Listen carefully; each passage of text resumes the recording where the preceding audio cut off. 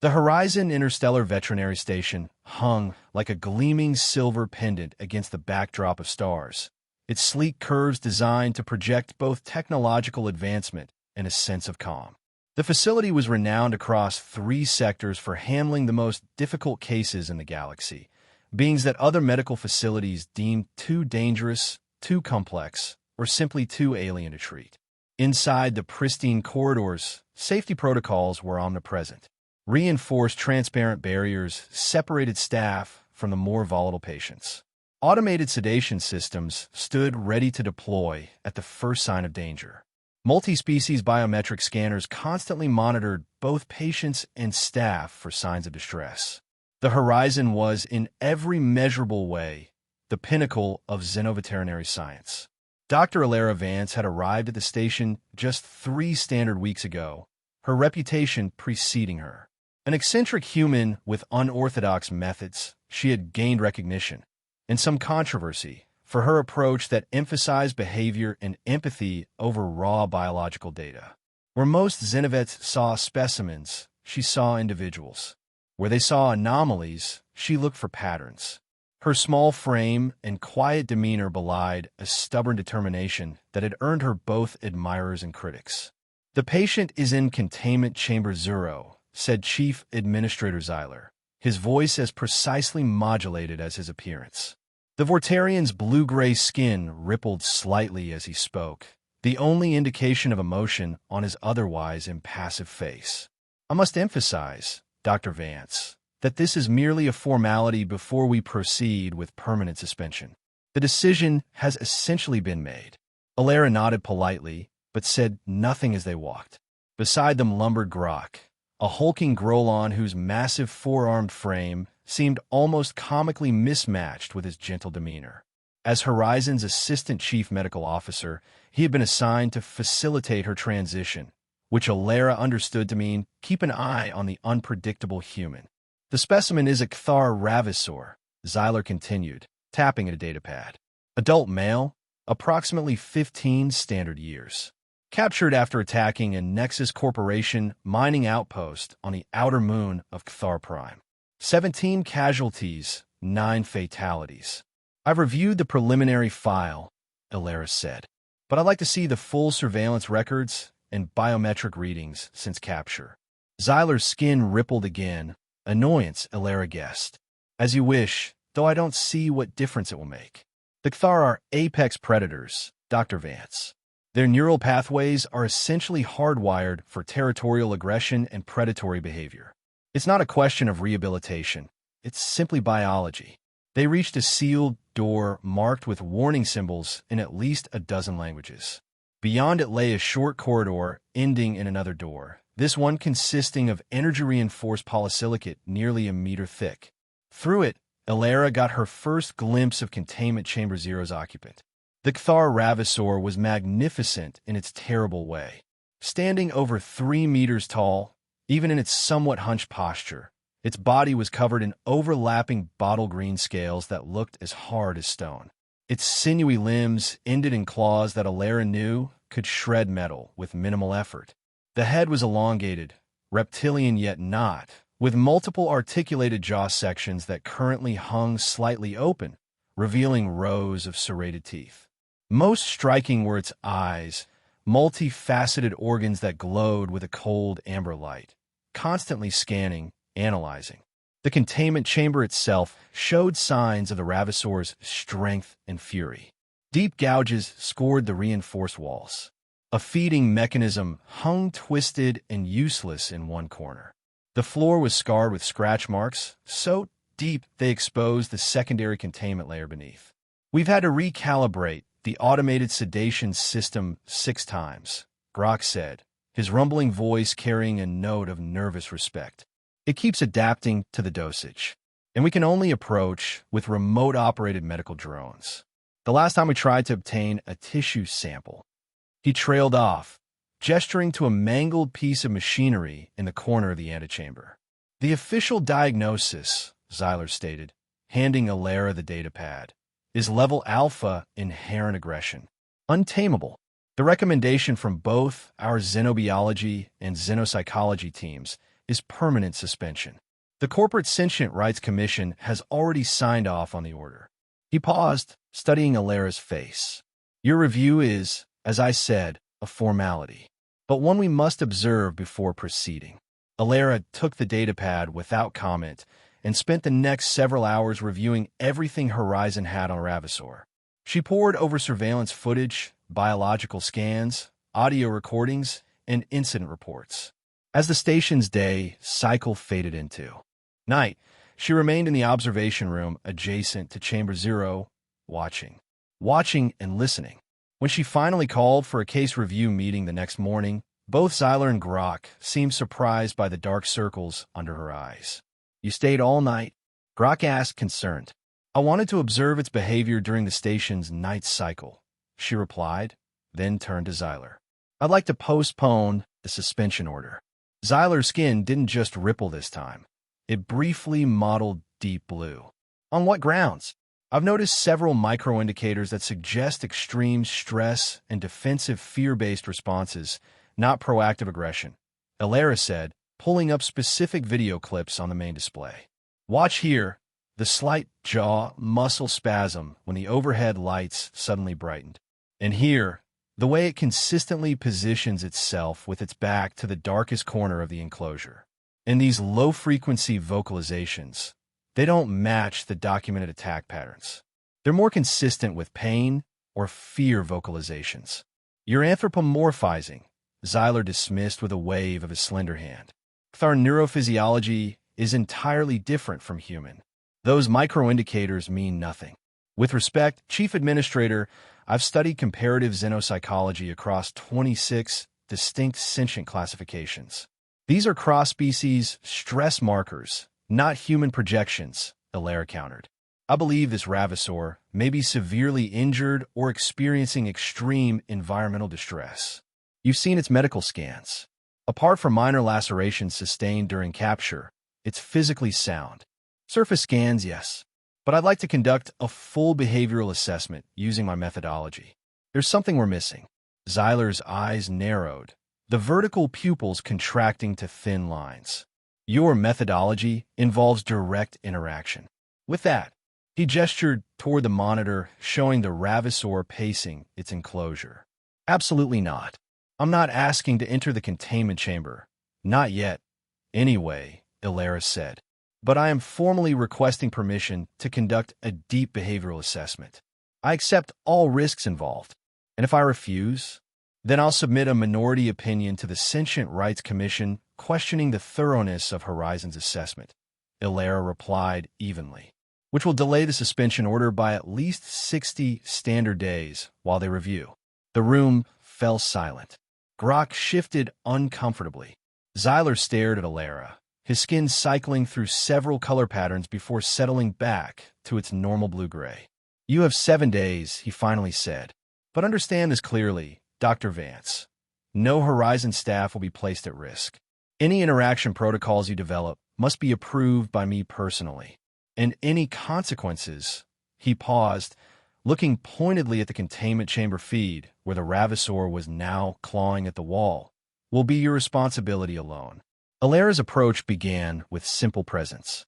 For 3 days, she sat in the observation room, speaking softly into the audio system, reading aloud from xenobiological texts about Cthar Prime, occasionally humming melodies from her homeworld. The Ravasor initially ignored her, continuing its restless pacing and occasional violent outbursts against the containment walls. But Alara noticed tiny changes. On the second day, the creature's head tilted slightly whenever she began speaking. On the third, it paused its pacing for a full 30 seconds when she described the vast canyon systems of its home planet. You're wasting valuable time and resources, Xyler commented during his daily check-in. 3 days of your assessment have produced no meaningful data. On the contrary, Alara replied, not taking her eyes off the monitor. The subject is demonstrating improved auditory processing and decreased stereotypic movement during verbal stimulation. Meaningless correlations. Perhaps. But I've also been analyzing the atmospheric composition within the chamber. She pulled up a biochemical readout. These spikes in stress pheromones correlate exactly with the brightness cycles of the overhead lighting. Thar Prime has a dim red sun. Our standard lighting may be causing significant discomfort. Xyler frowned but said nothing. That evening, Alara adjusted the chamber's environmental settings, dimming the lights to a soft amber glow approximating Thar Prime's natural daylight, playing recordings of the planet's natural soundscape, howling winds through rocky canyons, rain falling on enormous leaves, and adjusting the temperature downward by 3 degrees. The change in the Ravasor was subtle but immediate. Its posture relaxed incrementally. The constant twitching of its secondary jaw plates decreased.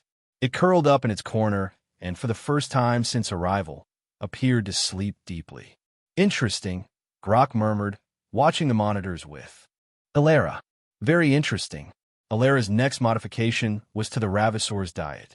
When she submitted her request to alter the standard nutrition packets to include neural support nutrients and anti-inflammatory compounds, Xyler initially refused. The standard diet meets all nutritional requirements for the species, he insisted. According to limited field studies, yes, Alara countered. But those studies were conducted on juvenile specimens in controlled environments. This is an adult male who's lived his entire life in the wild. His nutritional needs are likely different. Xyler remained unmoved, but later that day, Grok approached Alara privately. I've taken the liberty of adjusting the nutritional synthesizer parameters, the massive Grolon said quietly. Nothing dramatic, but I've included the neural support compounds you suggested. Alara smiled. Thank you, Grok. I'm curious, he admitted, all 4 hands fidgeting nervously. Your approach is unorthodox, but, well, I've noticed the decreased aggression patterns myself. The Ravasor, while still cautious, began to eat more regularly. On the 4th day, Alara introduced a small observational drone into the chamber, a sphere the size of her fist, heavily shielded and equipped with high-definition sensors. The Ravasor reacted with immediate and extreme aggression, attempting to destroy the drone with vicious swipes of its claws and tail. Alara calmly controlled the drone from the observation room, keeping it at a safe distance, simply observing. After nearly an hour of failed attacks, the Ravasor retreated to its corner, watching the drone with wary eyes, but no longer actively pursuing it. Patience, Alara murmured to herself. That's right. I'm not going anywhere. On the 5th day, the drone's presence was met with less aggression. By the 6th, the Ravasor largely ignored it, allowing Alara to maneuver it closer. That's when she saw it. The drone's camera caught a clear image of the Ravasor's left hind limb as it turned, revealing a massive, disfigured scar extending from mid-thigh to ankle. The tissue was warped and discolored, with clear signs of chronic infection around the edges. Freeze that frame, Alara commanded the system. Enhance Sector 4. The image zoomed in, revealing more detail. The scar tissue had an unusual pattern, not the random tearing of natural injury, but precise lines and angles. It looks like a restraint injury, Grok said, having joined her in the observation room. Or a weapon. Computer cross-reference with known hunting and capture equipment used by Nexus Corporation security forces, Alara requested. The system took only moments to respond. 87.3% match to Nexus Mark 7 energy snare, discontinued 3 standard years ago due to excessive tissue damage reports. Alara's eyes narrowed. And the discoloration pattern around the edges? Consistent with metallic fragment embedding and chronic inflammation, the computer reported. He's in pain, Alara said softly. Constant chronic pain. Possibly for years. She turned to Grok. No wonder he's been so aggressive.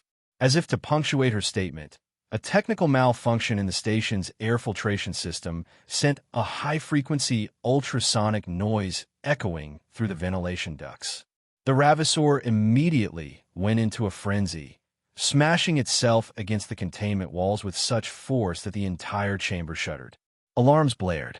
The automated security system engaged, preparing to fire a massive sedative dose, one that Alara knew could be lethal in the Ravasor's already compromised state. She lunged for the override panel, punching in her emergency medical code to disable the automated response.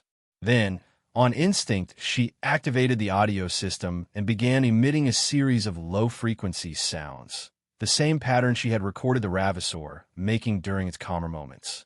The effect wasn't immediate, but it was unmistakable.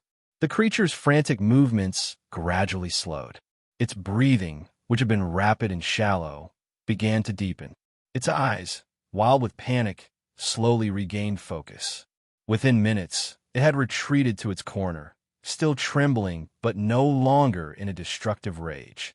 From the doorway, Xyler watched in silence, his expression unreadable. "How did you know that would work?" Grok asked softly when the crisis had passed. "I didn't," Alara admitted, "but I've been cataloging its vocalizations. Those particular low-frequency sounds consistently correlate with periods of relative calm. I thought they might serve as a self-soothing mechanism." Later that day, Alara submitted her preliminary findings to Xyler, along with a formal request to attempt treatment of the Ravasor's injury. "You want to perform surgery," Xyler stated flatly, reviewing her proposal, "on a Kthar Ravasor, without full sedation. Full sedation could kill him in his current state," Alara explained. "And yes, I believe the embedded metallic fragments are causing not just physical pain, but neurological disruption. His aggression isn't inherent. It's a direct response to constant physical torture and traumatic memories of his capture. This violates every safety protocol we have," Xyler countered, "not to mention being completely unnecessary. Even if your assessment is correct, which I don't concede, the suspension order stands. Why risk Horizon personnel to treat a creature that will be terminated regardless?" "Because it's the right thing to do," Alara said simply. "And because proving that a Kthar Ravasor can be pacified through proper treatment rather than force might change how we approach similar cases in the future." "You're personalizing a clinical situation, Dr. Vance," Xyler said coldly. "You've named it, haven't you? In your notes. I saw you referring to the specimen as he rather than it." Before Alara could respond, Grok unexpectedly spoke up.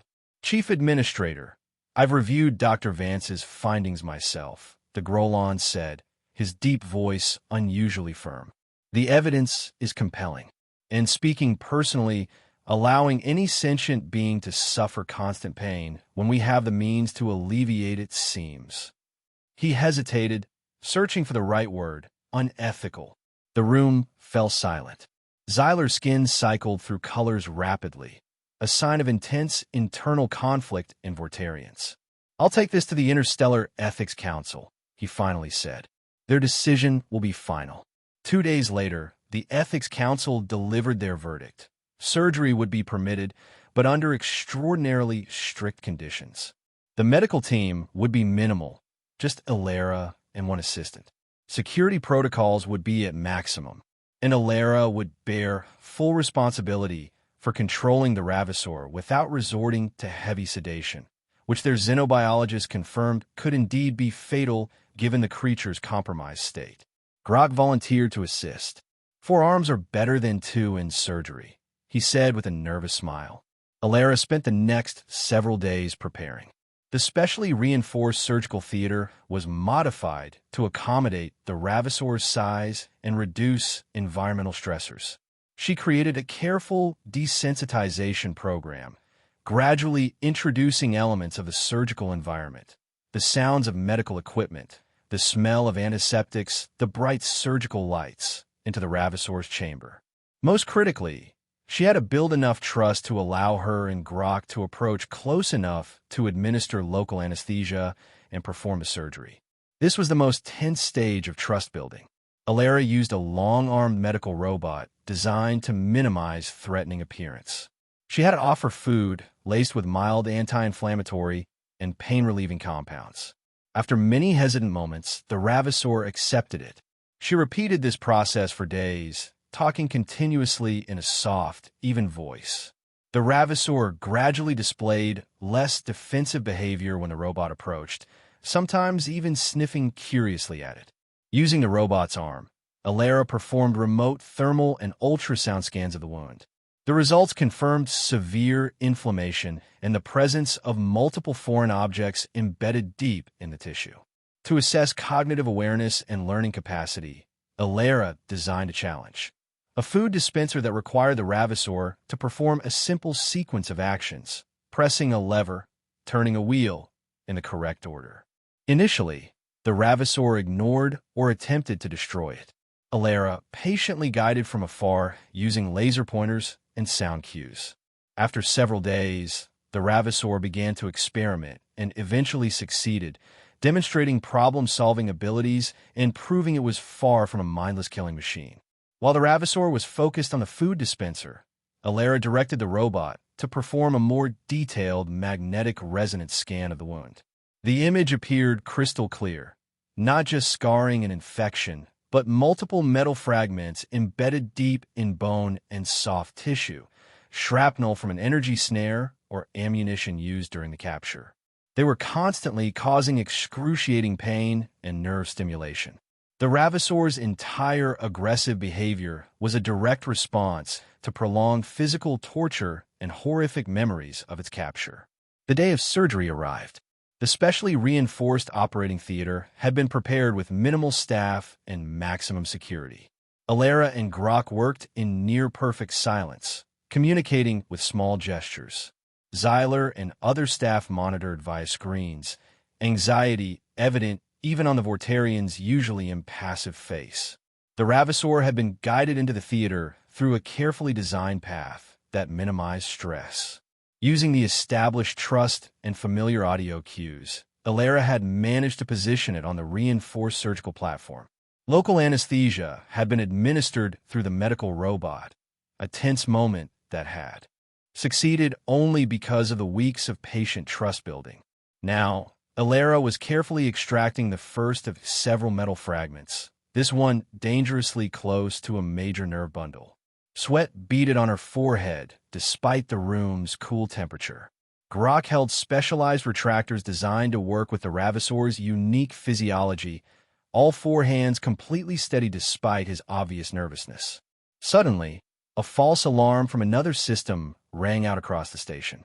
The Ravasor jerked, muscles tensing, a threatening growl rising from its throat. In that critical moment, instead of retreating, Alera maintained her position. She began speaking in an extremely low, even tone, repeating the soothing sound she had used previously. She placed one protected hand on the uninjured skin nearby, a risky gesture, but one based on the trust built over weeks. The Ravasor gradually relaxed. The surgery continued, eventually removing all the metal fragments. The post-surgical phase showed a marked change in the Ravasor.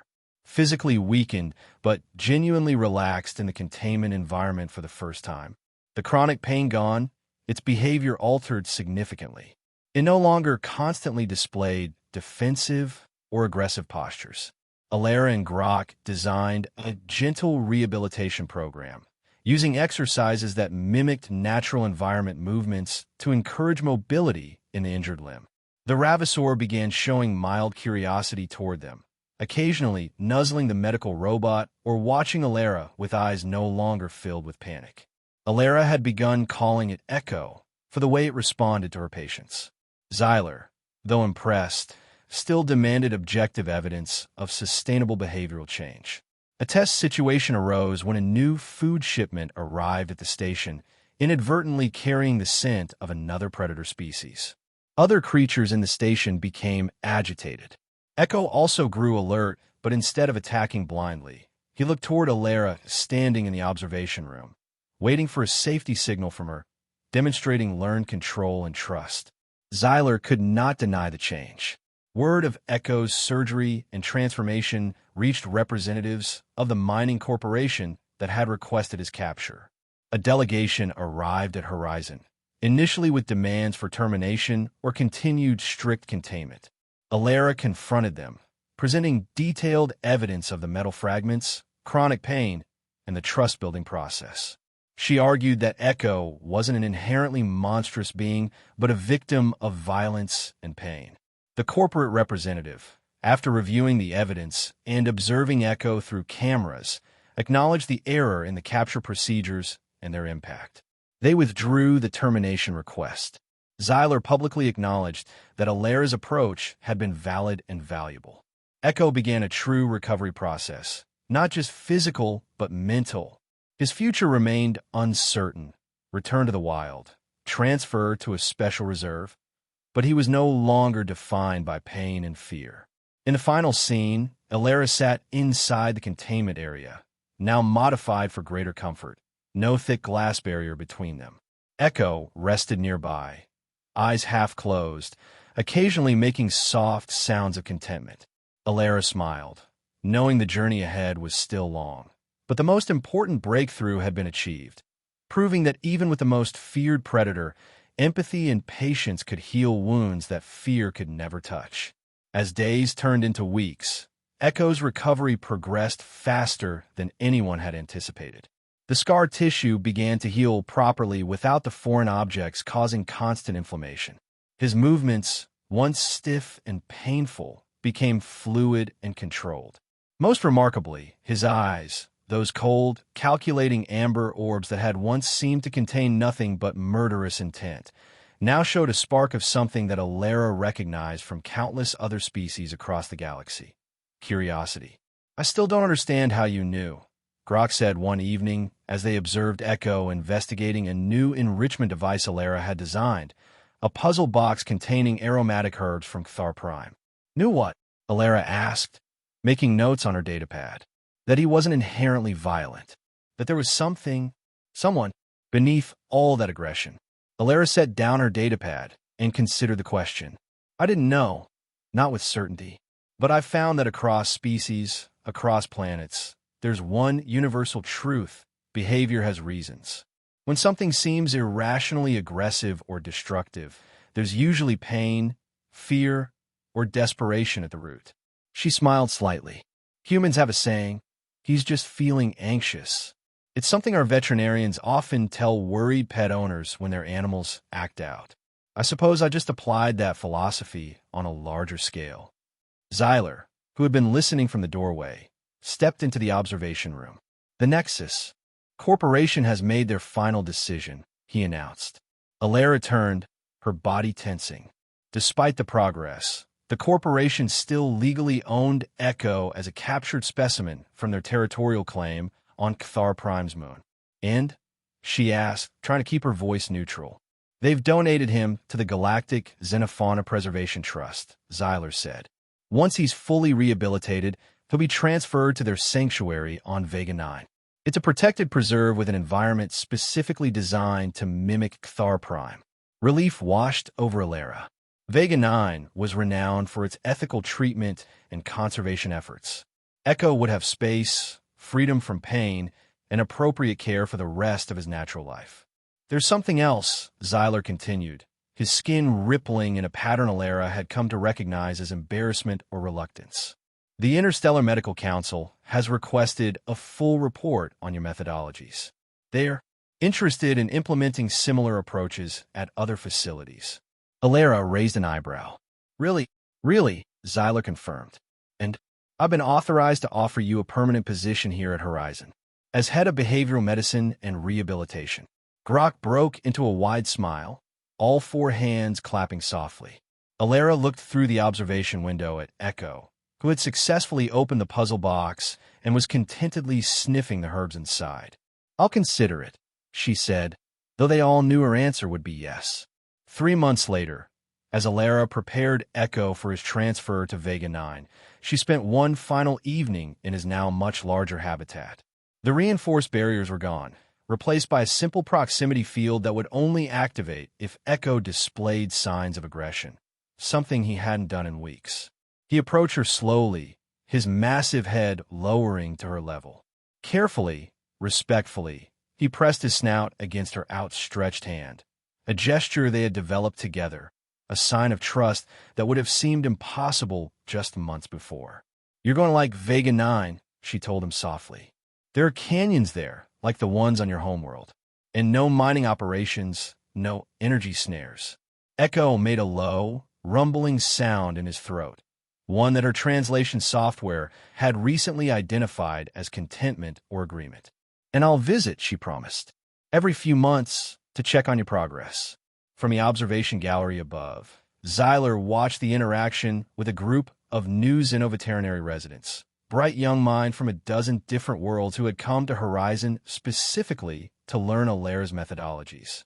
The most important lesson here isn't the medical technique, he was telling them, his tone more passionate than any had heard from the usually reserved Vortarian. It's the principle behind Dr. Vance's approach, presuming pain before malice, seeking understanding before control, and recognizing that empathy isn't a human weakness, it's a universal strength. As if to emphasize the point, Echo gently pressed his massive head against Alera's shoulder in a gesture that, across the vast divisions of evolution, genetics, and star systems, was unmistakably affection. The next morning, as Echo was carefully loaded into his specially designed transport vessel bound for Vega 9, a message arrived for Alera from the Nexus Corporation's executive board. It contained a formal apology, a substantial research grant for her department at Horizon, and, most significantly, a notification that they had permanently discontinued the use of energy snares across all their operations, replacing them with non-harmful containment methods developed with input from Horizon's veterinary team. Alera stood at the viewing port, watching Echo's transport ship until it was just a tiny speck against the stars. Beside her, Grok and Zyler waited in respectful silence. "You've changed things," Zyler finally said. "Not just for Echo, not just at Horizon, but across the galaxy. The way we treat, understand, and coexist with other sentient beings." Alera smiled. "No," she corrected gently. "Echo changed things. I just translated." She turned away from the viewport and toward her new office, where dozens of case files awaited, beings from across the galaxy labeled as too dangerous, too aggressive, or beyond rehabilitation. "Let's see who needs help next," she said.